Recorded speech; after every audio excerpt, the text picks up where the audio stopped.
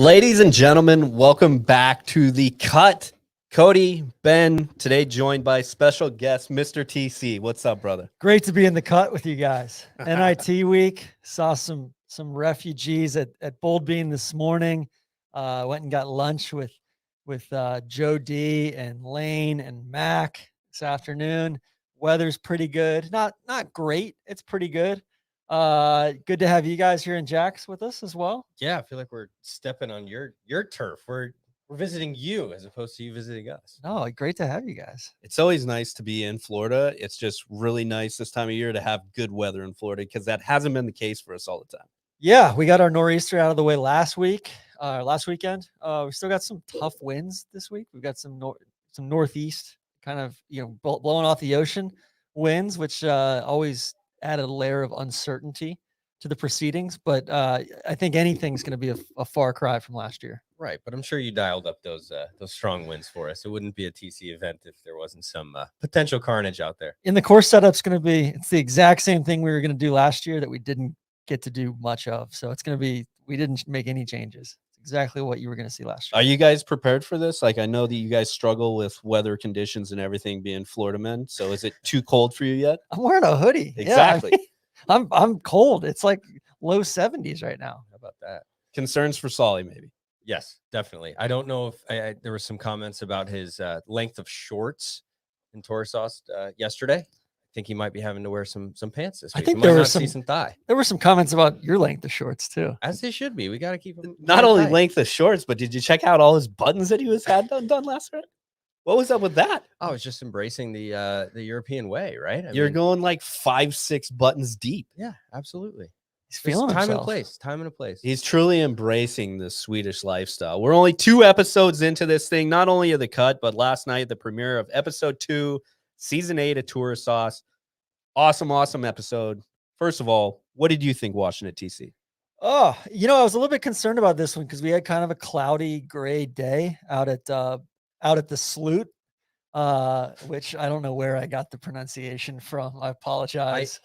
We need to talk about that because I vividly remember multiple conversations while we were on the trip, and I feel like people told us that it was Sloot. That's what I thought too.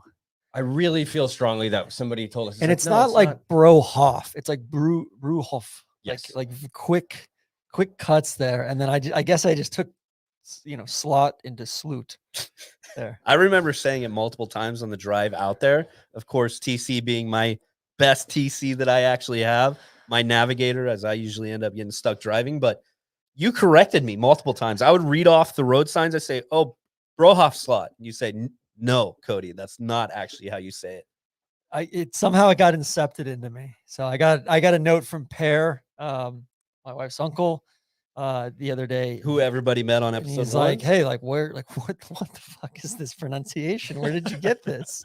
I said, "Pear, I have no idea. I've already been read the riot act about it." Willie Showman texted me last night.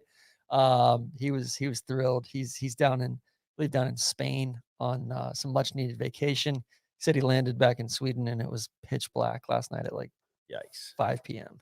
Tough go there. But yeah, this one it was a good episode. That was probably one of the more fun.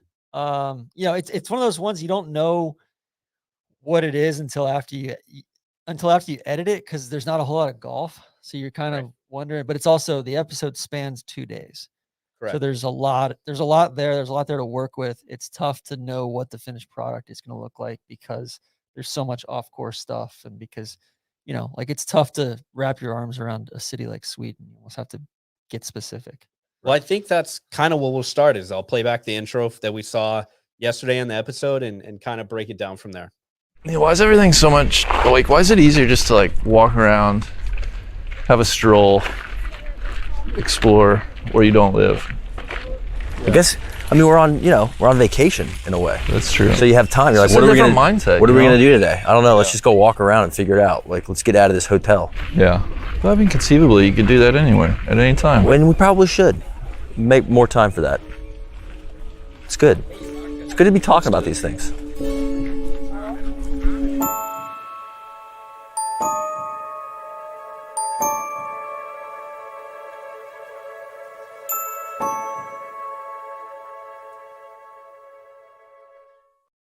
asking some really hard questions right out of the gate. And that's what I love about my Strap brothers. And they just bring it every time they're together on screen. But there was something about being in Stockholm at that time of year that like really resonated, I think, with all of us. And you're like, man, we from as Americans and how we summer in America, like we do it wrong, man. Yes. Neil evidently thought he was on vacation. I thought we were on a working trip. Well, you had me out there working like a dog. I said that last week too. But man, the subways were pretty sweet. Yeah, I resonate with what Neil said there because this being the third tourist sauce that I've been on, that day in Stockholm, going around the city was the first real day that was like smile ear to ear. This is just nothing but fun, enjoyable, just truly doing like what I would do if I went to Stockholm with my wife and were to hang out. And it was a truly brilliant day. Hanging with Dirk. Hanging out with Dirk. What a surprise. I had a few people in the DMs like, that wasn't Dirk. I was like, Fake no, Dirk. it was Dirk. It actually was. Who's his buddy? He's like partners with somebody. He was in town specifically for some summer league or Swedish league basketball game. There was some receipts on his being in Stockholm for sure. Correct. Yeah, I think this one, definitely golf's the focus of these trips. So planning in non-golf days is always a priority, but also very hard to do because the golf, like these are the days that go by the wayside when you have a scheduling issue or you have a challenge getting tee times at a certain course. Oh, you know what? We're available Sunday. When we initially had Sunday, roped off. Cool. Like you can't have us Monday. Cool. We'll come Sunday. And then everything gets jumbled and everything. But that's kind of how we laid it out, though. We knew this is going to be another long trip, 14 days overseas. We knew the jet lag was going to be an issue, and we came right out of the gate, off the plane to dinner at your relative's house that evening, to golf the next morning, and we knew that eventually we're going to have to take a little bit of a break, and that's how we had the built-in day off. Yeah, so we did. So we had what? We got there Friday. Yep, Got there Friday. Saturday we play golf at Stockholm Golf Club. Sunday we have the day off, which is a great day to have the day off. Monday we play Hof, and then and it's one of those things too. I think it's tough to relax knowing you have to get all this footage anyway, and like it's tough to like feel like, oh my gosh, like we can throw our feet up a little bit, knowing that you want to get around the city, you want to see some stuff, you want to get some good sound bites and everything. That's why Cody and I rode the subway around. I think how many stations did we went to? I don't know, like but 8. It was more than 8. I think you originally pitched me like that we're going to go to 6 6 or I think 7. we ended up going to 10. Yes, it was close to a dozen, if not a dozen. But a phenomenal day. We also went on a boat ride though. That's true. Which I realized that you don't like boats. Well, it's not that I don't like boats. I don't like little tiny boats that you're just like rocking and like tipping and swailing like in every direction. Like there's a reason why I wasn't in the Navy. Okay. Yeah. I got a thing with water. I'm fine in water. It's just not my cup of tea. And then we went to the Fotografiska. That was amazing. And had lunch over there. We honestly could spend all day at that place looking at the photographs. It was truly a phenomenal experience. Well, and then so funny story. We got back on the boat. It was like one of those hop on, hop off tours. We got back on the boat, or what we thought was our boat. And it was this, like we thought it was the same company. It was a different company with 3 very, very, very attractive captains captaining this boat. And they're like, oh, this isn't your boat. You have the other company or whatever. I think the look of disappointment on our faces must have been. Let us on the boat, please. Yeah. Like they're all going to the same place. Yeah, we waited 5 more minutes, got on the next boat, and we're off to it. But man, the subways, and I think it brings like a ton of questions that you always talk about infrastructure.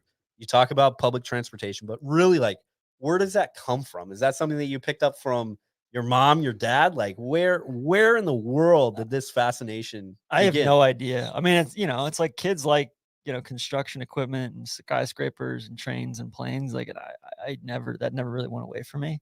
So I guess it's just, I've always liked that kind of stuff. I like bridges. I like tunnels. I feel like when I go to a city, like when I go to Stockholm, like where we stayed in town, it's where normal people live as well. It's not like the tourist convention center area. It's like I like staying in a neighborhood, having it be reflective of the experience the people who live there have. That's why I like taking the subway anywhere I go as well. It's just like it's reflective of the everyday life there. So I think it's probably twofold. It's like most subway, like New York subway sucks, right? Or like, Right. I don't need to go film the New York subway, but this is something where it's Well, not for this show. We could film it for a different Yeah, reason. yeah. Some of the Um, worst places in But I mean, America. some of those are like the more you dig in on these subway stations, the more you realize how many layers there are to them, and like all the different, like art themes there are, and there's historical themes, and they built this subway system like not that long ago. It was built back in like the 50s, 60s, 70s. It wasn't built, in the 20s or 30s. And there's a lot of rock that Stockholm sits on. It's nuts. And truly, I talked about this and posted some on Instagram about it, but like one of the few things that I've shot since being at NLU that like I'm legitimately like so proud of how it turned out because it looks so good. Some of the best shots, the entire, 3 terabytes of footage that we shot. I mean, they were stunning. And I remember looking at footage with DJ after the fact and just being like, whoa, I am so jealous. I did not get to go and check out all those different subways and see the different stories, and got a little taste of it when we went to dinner later that night. Yeah. And, Tron had already figured out all the ins and outs of it. So we got a high level overview, but yeah, absolutely stunning stuff from Cody. Absolutely loved it. Want to watch it again. I'm just putting my hitters in a position to succeed. That's true. What people don't realize is that the front of the camera is what you see on the screen. The back of the camera is TC cussing my ass out the entire time, say, hey, we have 5 more stops to go. Faster, faster. Come on, Sarge. Rarely do we build in days that are just truly like, hey, go explore. What would you do today if you could just enjoy it? Cody and I went and we rode around the subway all day. Okay. Cody is not your 5-year-old son?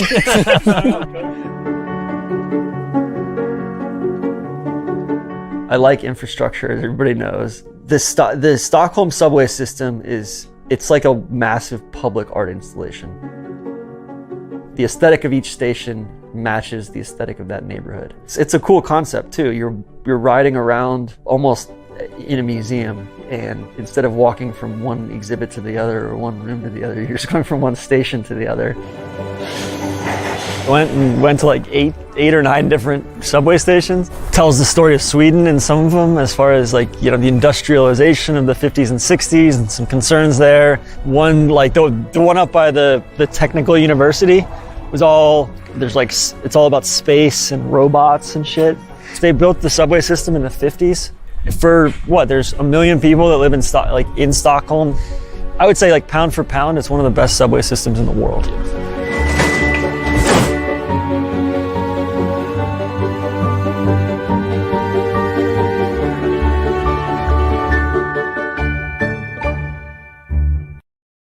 Truly a city proud of like what they can build. Yeah. Not only in how they build it, how they maintain it, but like going above and beyond and making it like a ridiculously cool place to hang out when there's really no need to. Space and robots and shit. I think that Well, says it all. There's a couple of them that were like, like what the hell is actually going Yeah, on down here? yeah. Like we're on some like other brain waves. And then there's some that aren't done up at all. Right, There's some normal that are just stations. normal stations, Yep. or so there's a wide variety. Like not all the stations. I think eventually I think they'd like to, but not all of them have this. Moving on to the golf, obviously we played at Hof Slott. A lot of things could be said about it. Obviously, first and foremost, a really, really hard golf course. It's a Bobby Jones. Bobby, That's what you gotta expect. a Bobby Jones original, as they like to say. But I mean, really, there's just a ton that you could kind of take away and say, yes, Willie described it as the grand dame of Swedish golf, because before that they didn't really have like a true championship golf course. Yeah, I think we looked at going to a couple different places around Stockholm. We looked at going to Olna, which is a Jack Nicklaus course, very quirky. They actually just announced today that they're going to have the Scandinavian mixed there next year. That one I think they had a Solheim Cup there, and probably would have been just as reflective. I don't think it would have been quite the sense of place though. Definitely a kind of a high end, very expensive American architect, all around the lake, basically. Yeah. But I think this one's like, if we didn't go to Bruhof, people were going to be like, why no Old Head kind of thing. Yes, that's true. And our original itinerary, we did not have this on there. This Correct. was a pivot kind of at the last minute. This was a true like additional golf day. If you want to go play here, it wasn't on the original itinerary. We knew we were going to get that response. Ben, what'd you think of it? Yeah, I mean, we definitely looked at pictures of it, and I think we had a good sense of like, this probably isn't going to be the most memorable course that we go to visit, but for the reasons that Tron outlined is why it made sense to go. Obviously, extremely pure. I would say of all of the episodes and pretty much anything I've ever shot with NLU, I've always left being like, man, I wish I could have played that place, or gosh, that very inspired behind the camera, wanting to do cool angles and shoot cool stuff. Bruhof was a grind. I had to get the hay in the barn at Bruhof. The golf, not good that I was watching. So that didn't help. Who were you shooting that day? I was shooting DJ and Solly that day. Tough to say. Solly brought it around, but I mean, it was like, hole 14 to the end. Which I thought Solly was going to go low because I was For like, sure. pin your ears back. It's Yep. pretty wide off the tee. You can miss in a certain direction and not, but it was, but those greens are very, very difficult because they're quadrant-y. Yes. So no, it ended up like first on arrival, it's like, whoa, what did we just get ourselves into? I mean, you roll up to this castle and the golf culture is just a little bit different, right? There's not the salute. Yeah. There's That's what slot means in Swedish. Castle. Oh, yeah. How about that? Learn something new every day. Anyways, but yeah, it's totally different, right? There's not, you can't go in there and get coffee and an egg sandwich and get on with your day, right? So this place is about an hour outside of where we were staying. Yeah. So it was a little bit of a haul, but pretty average for how far we travel to go to these places. And yeah, just didn't really know what to expect. People were still really tense. Like you said in the episode, no more hit and giggle shit. Let's get after it. Let's go play. And I mean, we started off, probably 5 or 6 over between the group in the first 2 holes. It's like, okay, here we go. So I was kind of hoping for a bloodbath. It ended up just, being a pretty middling day. DJ was struggling, Solly was struggling, but then kind of brought it back around. One thing I do want to mention, there was a shot in there of DJ calling, oh, that's really short. He went through a quick sleeve on that shot. He hit the first one into the water and then proceeded to hit 2 more in the exact same place in the water. And it's like, all right, let's donations. Let's move on. We're done. We're going to take our triple max and move on. But yeah, anyways, it was a beautiful place. I'm really glad to see it. Saw some really cool stuff. It was wild how many people were congregating at that spot. I think that Grand Dame is a really good explanation, and maybe not because the golf course is the best golf course you've ever seen, but it was like a meeting place for a crazy amount of golf fans and amateur players that wanted to go out and see it. So that was the first like light bulb for me of golf in Sweden, golf in Scandinavia is different. People travel here and they vacation, and it's all about the golf. There was an RV park of hundreds of RVs that were sitting there. There was a tournament being played on the other course. Just a totally different feel to a lot of the different places that we've seen. But overall, it was one of those days where yes, it was cloudy, it was ugly, the golf wasn't good, it was windy. I know people were saying, "Oh, I couldn't see the wind." It was windy, I promise you that. And it was one of those days you kind of had to get through it. I left and I was like, you know what? I'm fine being behind the camera today. I don't need to play. I wanted to just hang out at that halfway house, eat some more waffles. So good. That's what I was going to say. My lasting memories from the day. First and foremost, the caravan park that you pointed out, hundreds of them parked. I guess this is an entire like lifestyle, right?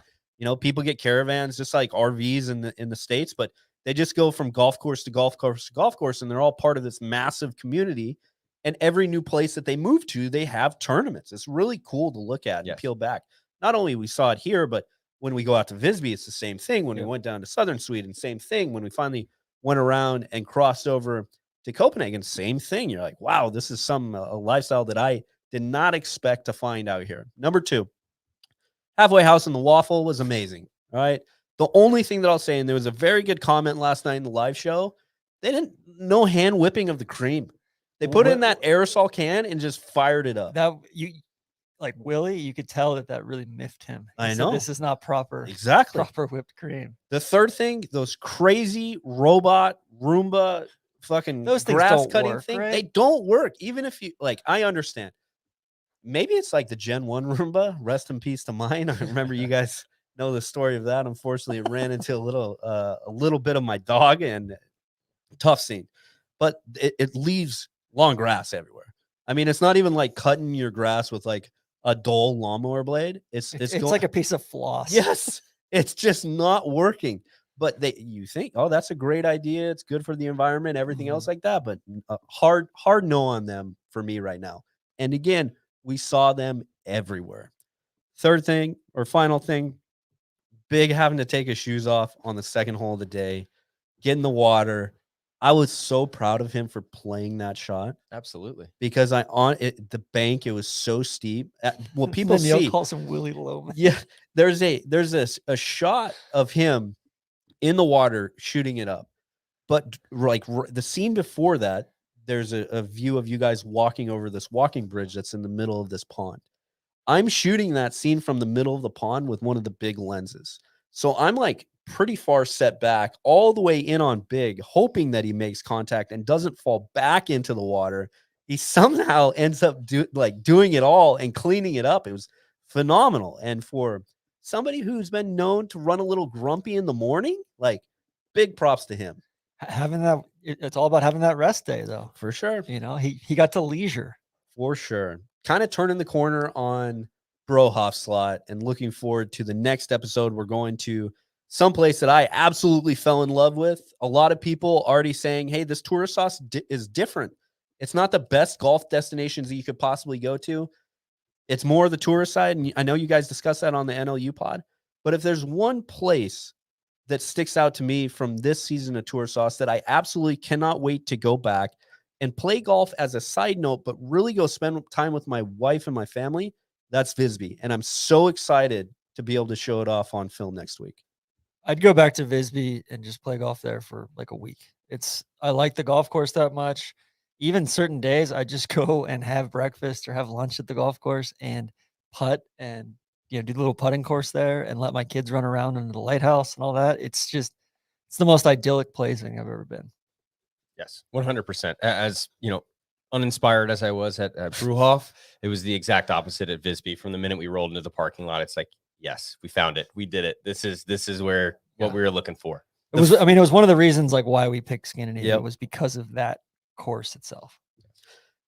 The golf first qualifying round, Bro Hof Slott, the boys look to be having some struggles with their golf games. We're going to see how that plays out, of course, throughout the rest of the season. But really, closing the episode out, DJ just appears to be in the doldrums, like just having a horrible time figuring out his swing. Yeah, some foreshadowing there as well. It doesn't appear to get any better at Visby. Unfortunately, a lot of people saying yourself were cut from coverage. I think that was just a choice editing because your brother Neil, he played so smart and conservative all day. He pressed the gas down when he needed to, held back when he didn't. You saw that on 16 when he made the decision, put the 3-wood back in the bag, lay up with a sensible iron, put it on, and give himself a putt for birdie. We get to 18, and I knew that was going to happen.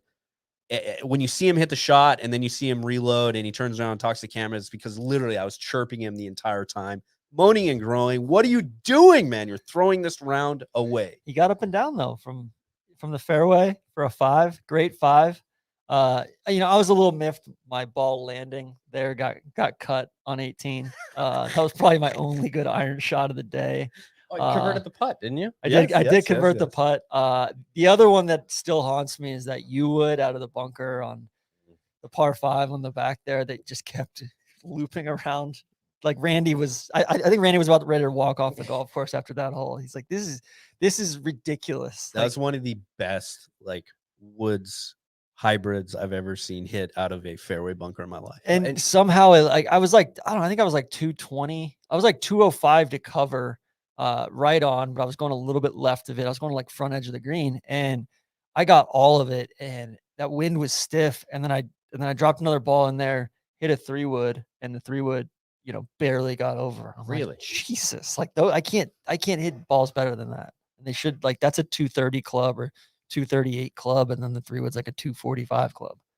So Well, we'll see. You got a lot of golf planned this weekend. We'll hopefully you get your woods dialed in. Who and plenty knows? more golf on the trip too. I mean, the golf's just beginning on the trip. The next few episodes are golf heavy. That's true. A lot of people saying, where's the golf? It doesn't start to 10, 15 minutes into the episode. Man, you want golf. The golf is coming. Also, if people go back to Oregon, Michigan, Ireland, like most of the first episodes are very light on golf, very heavy on introductory stuff, or we're splitting up and playing multiple courses together, all that kind of stuff. So I think there's a trend here with first episodes, being relatively golf light. Right. And also going back to, TC and our planning meetings and the concept of this Tour Sauce episode or season, the last 2 episodes, we weren't able to do a lot of that off course stuff just due to COVID and a lot of things were, not as they normally are.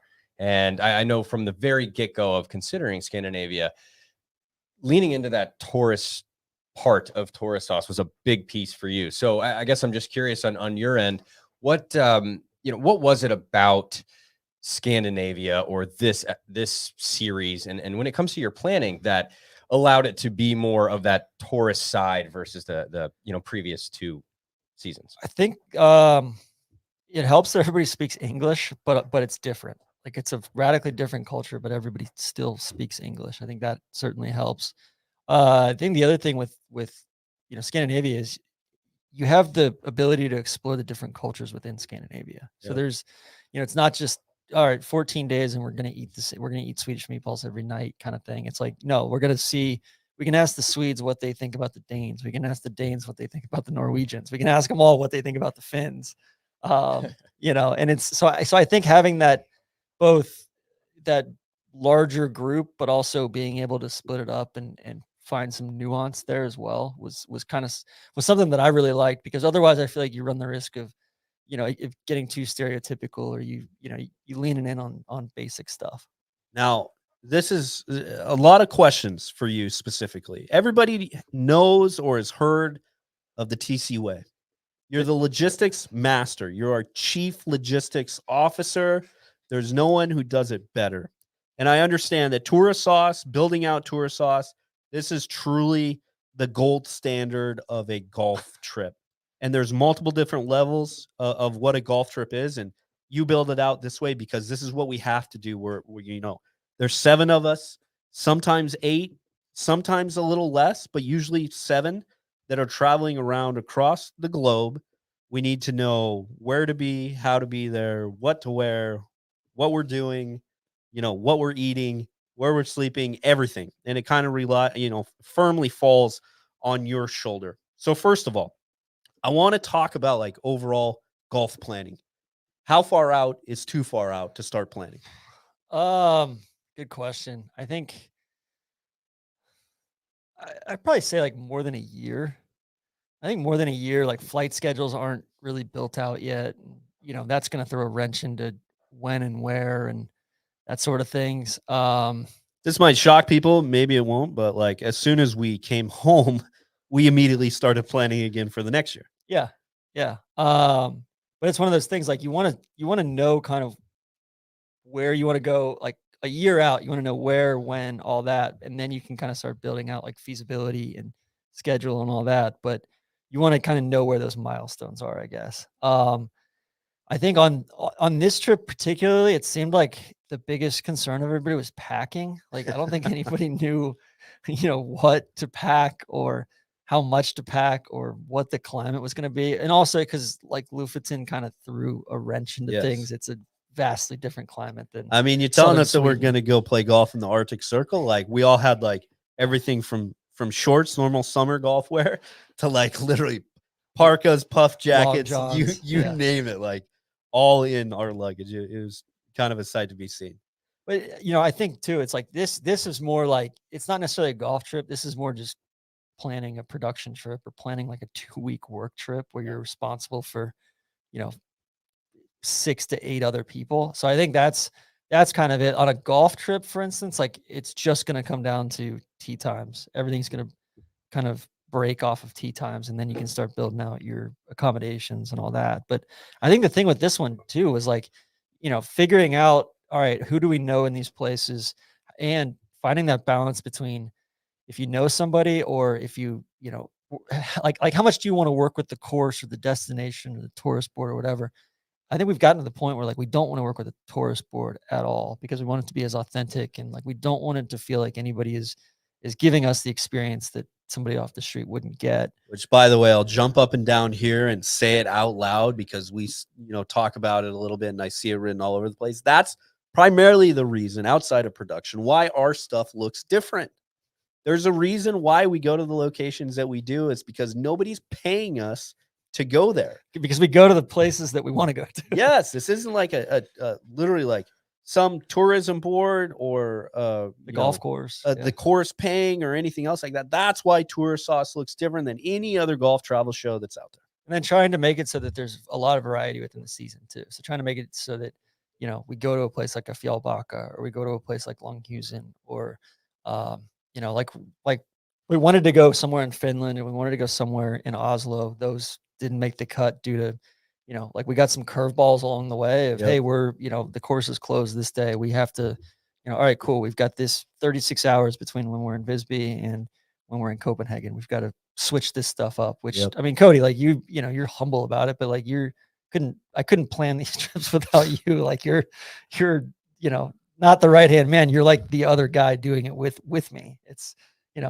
it's invaluable to have somebody else kind of helping run point on stuff. So let me ask you guys this question then. So what are the dominoes that first need to fall, and then how do they fall in line to get to the final itinerary? I think it's like figuring out like what are like the 2 or 3 golf courses that you want to build the trip around. Yeah. That if you don't go to that golf course, it's not going to be the same season that we pitched. And for us, that was Visby.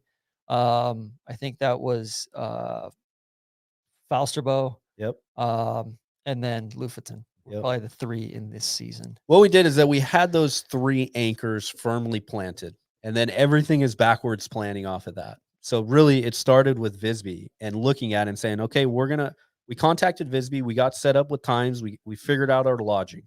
We had a backwards plan off that to say, hey, how are we going to get there? How are we getting to this island? Oh, we figured out there's going to be some ferry options. So we looked into ferries. There's multiple ferry ports. We go to Nynäshamn or Oskarshamn. How long's the drive there? And that changed what the front end of the trip looked like. That changed our time in Stockholm, what we were able to play, when we were able to play it. And really at a hard time, which we didn't realize, is that they basically take all of summer off, all of July, at least. Yeah. It was, it was hard to coordinate at times just because emails, calls would just completely go unanswered, because I get it. They're summering. And early in the season, like in January or February, we're trying to plan this. Like there's nobody at the golf course then either because they're closed. But like in Stockholm, we're like, all right, look, we need to be able to do 2 episodes in Stockholm. So there's a list of probably 6 or 7 courses that, would make sense, that would be worthy of kind of the Tourist Sauce treatment, like a Hof Slott, another castle. It's a Österröcker, which Stenson designed, and probably a good thing we didn't end up going there. Ulna, Vaxholm, that sort of thing. And then, same thing down in Copenhagen. It was like, all right, we got to have a course in Denmark. Most of the really good golf courses in Denmark are farther west than we were, and it wasn't going to make sense to drive 4 to 6 hours farther to get out there. The other thing that we've learned over the last 2-3 Tourist Sauce is we do not want to like pack up every night or every morning. Like ideally we want to stay in the same place at least 2, if not 3 nights. Why? Because these are some long days. They might not seem like it, but these are all very early wake ups to make sure that equipment is checked, ready to go, loaded, charged, to movement out to the golf course, to completing. Then you have to do post-round interviews with personnel at the golf course, post-round debriefs with you guys, the players, Drone afterwards. stuff. Drone showing up early, drone showing up late. Then next thing you know, when you're coming back, all of this comes back around to a very, very good question that was put on there, and something that I bitched so bad last year about. Do you plan food? Depends. So we plan try to plan the big meals. Like, all right, breakfast in Scandinavia was easy. All the hotels we stayed at had good breakfasts. And then we typically try to plan.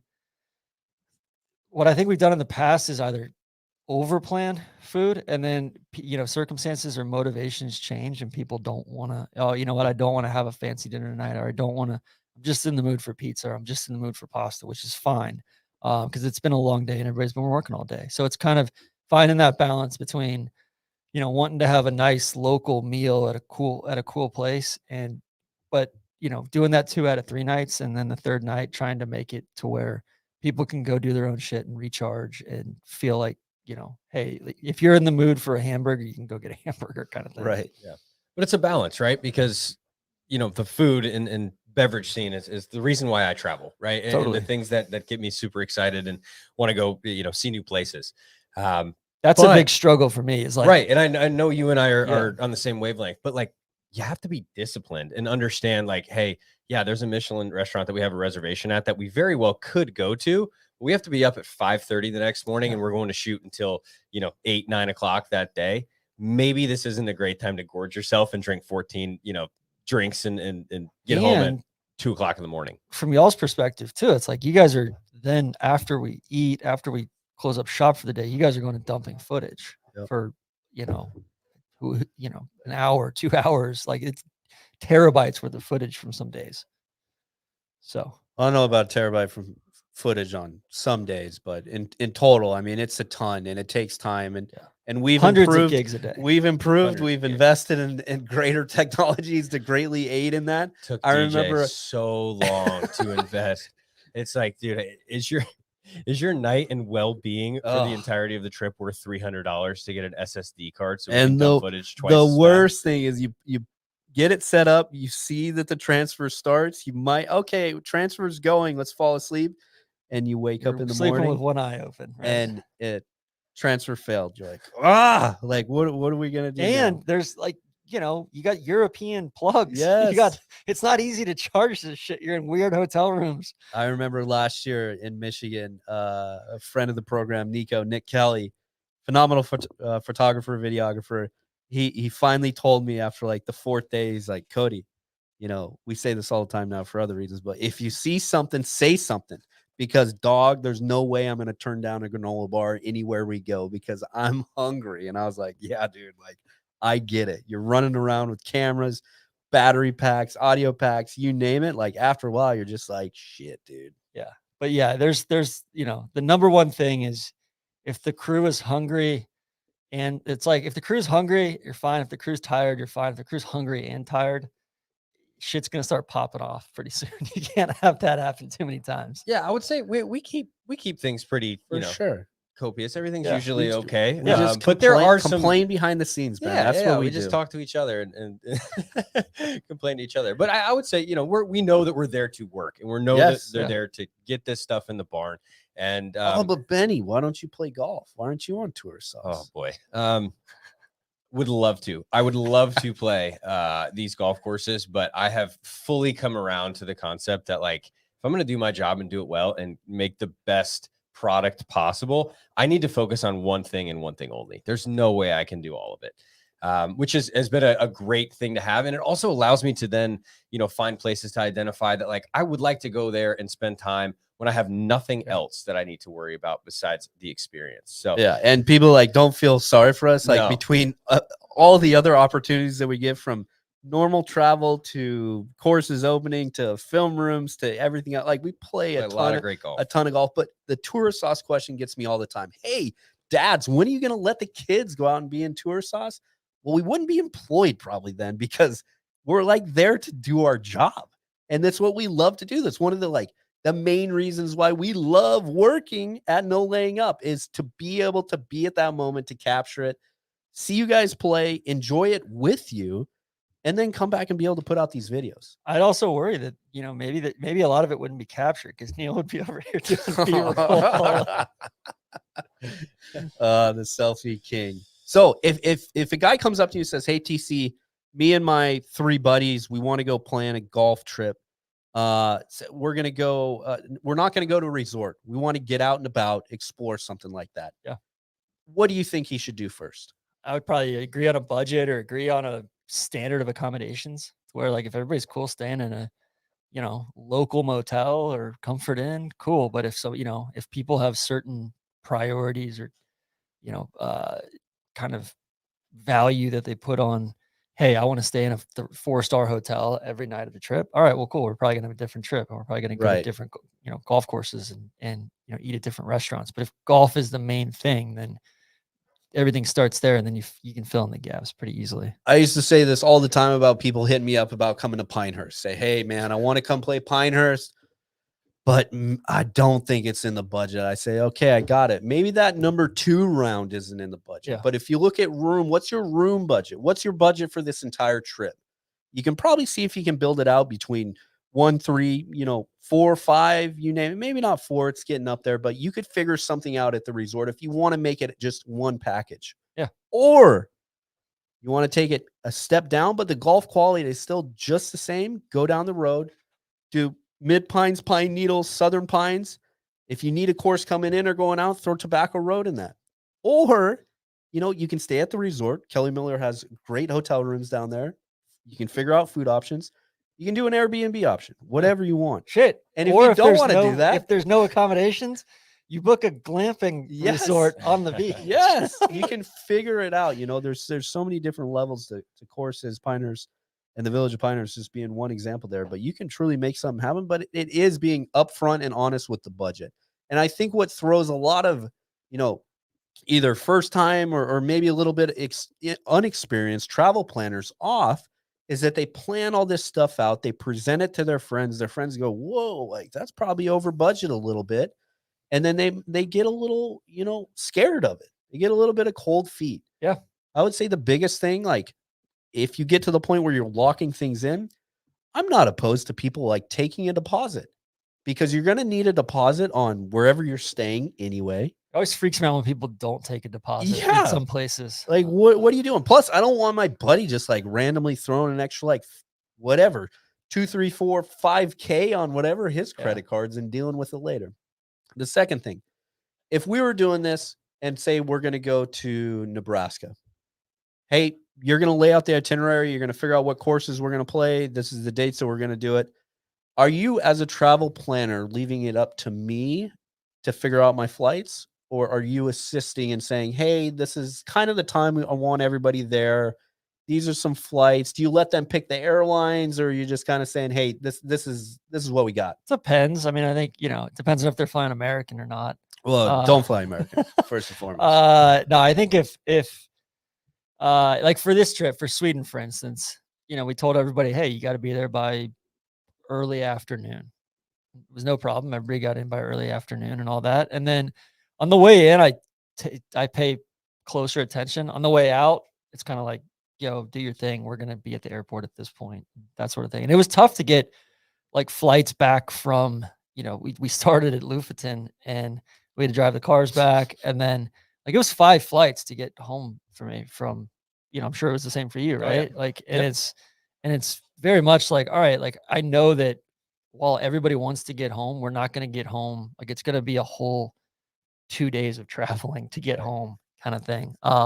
So that's something too of like, you can't just act like the trip dates are the, you know, the days you're playing golf. The trip dates encapsulate the travel days as well, which on a trip like this is tough because that's like 3 days. That's like 20% of the trip. Where are you getting all of our food recommendations from? Are you talking to locals? Are you reading it's just internet? it's the same with like the golf recommendations. Like I go to like Top 100 Golf. I go to Google Maps. I go to, you know, message boards. It's tougher when it's in a different language. You're truly like the Google king too. Like I've seen you scour Google Maps and you read reviews. You look at everything. It's truly impressive. And then because you like you don't just want to go off the stuff that's highest rated because that's when you miss like some of the hidden gems and the gold that's there that, places that you can just walk up on and be like, holy shit, like, why is this place? And it's like, cause it's, 100 miles from nowhere kind of thing. I would say food wise, Eater is a really good repository. Zaggett's owned by Google, I think now. Lot of like different kind of blogs and stuff like that. My cousin who's a chef, I reached out to him about Copenhagen. Ann and T were super Yeah. helpful. They told me it was tough in Stockholm because a lot of the restaurants we wanted to go to were closed.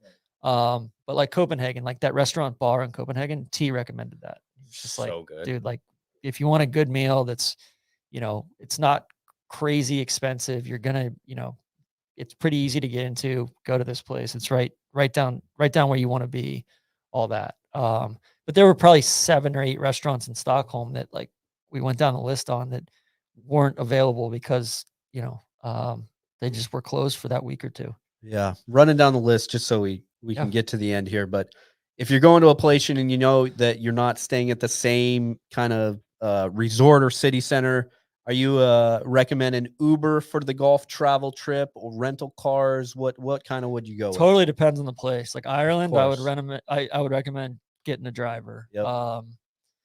If you're a place like Nebraska, like shit, when I went to the John Deere this year with Freddie and my dad, like there were no rental cars to be had. So we were like lifting and Ubering around and it was a disaster. So I would always try to, like with golf clubs, I always try to be kind of in control of my own. Right. That brings us to a good question on golf clubs. Transpo. Are we flying with the clubs? Are we trusting the airlines here? Or are we shipping them? I always fly with them. I've never used ship sticks. I've heard more me either. fucking horror stories on ship sticks than I just feel like all these horror stories from ship sticks don't necessarily get highlighted all the time as easy as it is to blast an airline. It's expensive. All they're doing is outsourcing it to DHL or UPS. And then something goes wrong and ship sticks is just the middleman and they're having to call FedEx or whomever. And it's like, they don't even know what's going on. Right.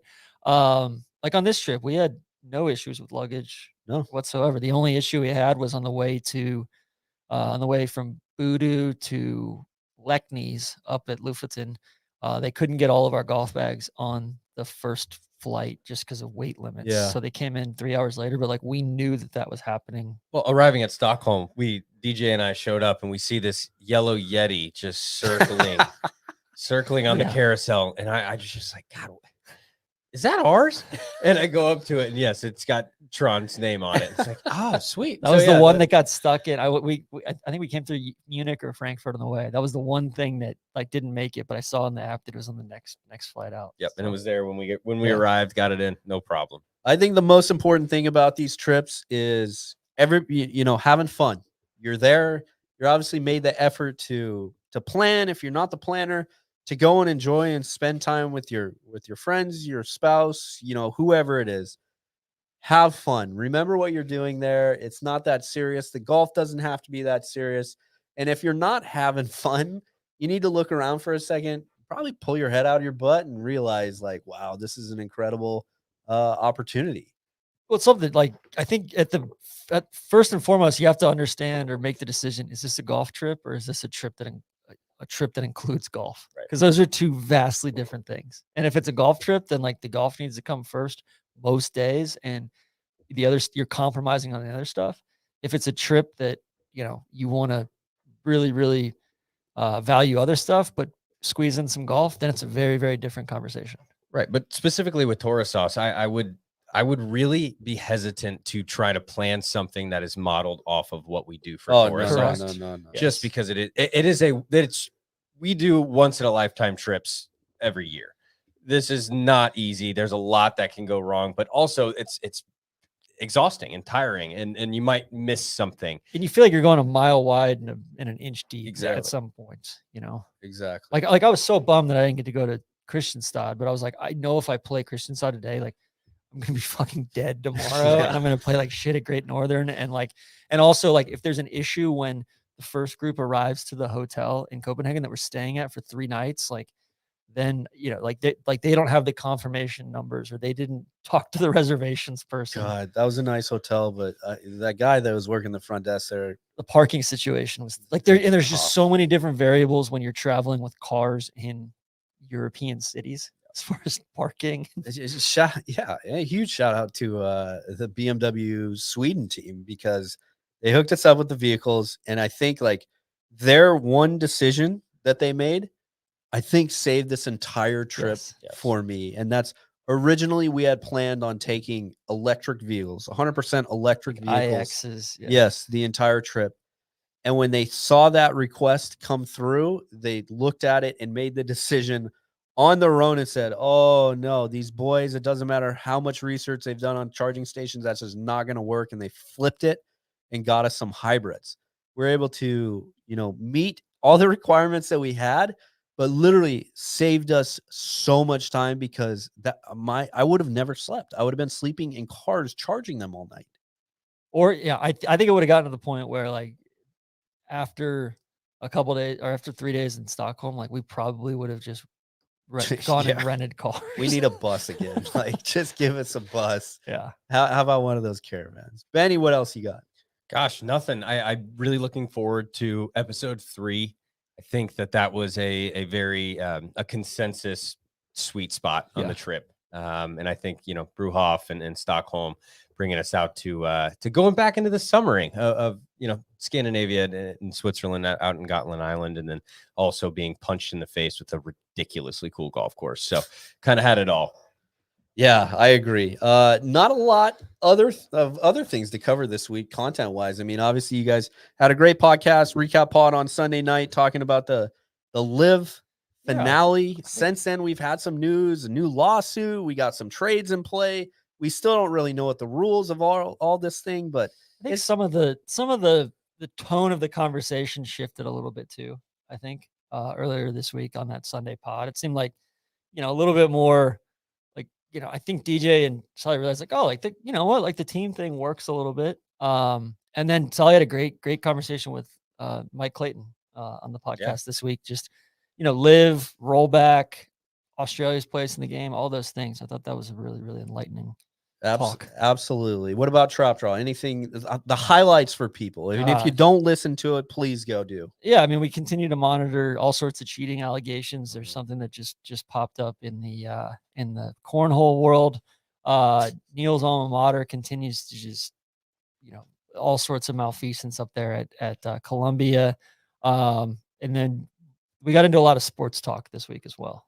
So the only thing I'd add there is that kind of some breaking news since we've traveled from our homes down to Florida here for the NIT this weekend, is that congratulations to Bibi. Who would have thought Benjamin Netanyahu back in the seat? I mean, I know you've been monitoring this. You tasked me with this a long time ago. I said, TC, listen, I can monitor a lot of international elections. Israel is they just happen too often. Too many elections. It's incredible. If you have too many elections, you have any elections. That's what people are asking. The other big news, big peace deal in Ethiopia. Yep. Who knows if it'll hold up? I think it's kind of they're raising the mission accomplished banner a little bit too soon. The Eritrean dictator has not really weighed in yet, so we'll see what happens there. I gotta say, I'm getting concerned with the dog conversation with Randy. I feel like he is coming up just short of saying what everyone wants him to say, which is that he absolutely hates dogs. I think that's almost like assumed, right? He hates dogs. Did he meet the puppy yet? No, he has not. Julius see? Peppers. I'm going to bring him to the course tomorrow, I think, which will really piss him off. That'll really set him off. Well, on behalf of us and Nulling Up, appreciate everybody watching episode 2 of The Cut. We have a great weekend. Downrange. Any Nothing on downrange this week. We're still riding out the coattails of Schuster. People going crazy. Hey, please, Sarge, I need more Schuster on downrange. He's actually going to jump on and do a couple of Q&As with me in the month of November. But very special episode coming up next week. Veterans Day episode, which means a ton to me. Last year, I had my favorite veteran in the world. Just so happened to be my wife, Yari. This year, I can't top that, but I'm going to come close. So, yes, go check out Icarito on Downrange. A great conversation. And that's kind of and all we stay got. tuned for Veterans Day. Stay tuned for Veterans Day. We're going to have a very, very good episode next week. So, on to the NIT. You going to win? No, absolutely not. My game sucks. That's how I feel, too. Are you going to win? Oh, this isn't good. Yes. Oh, Betty. I'm ready to play, baby. Love it. All right. Cheers.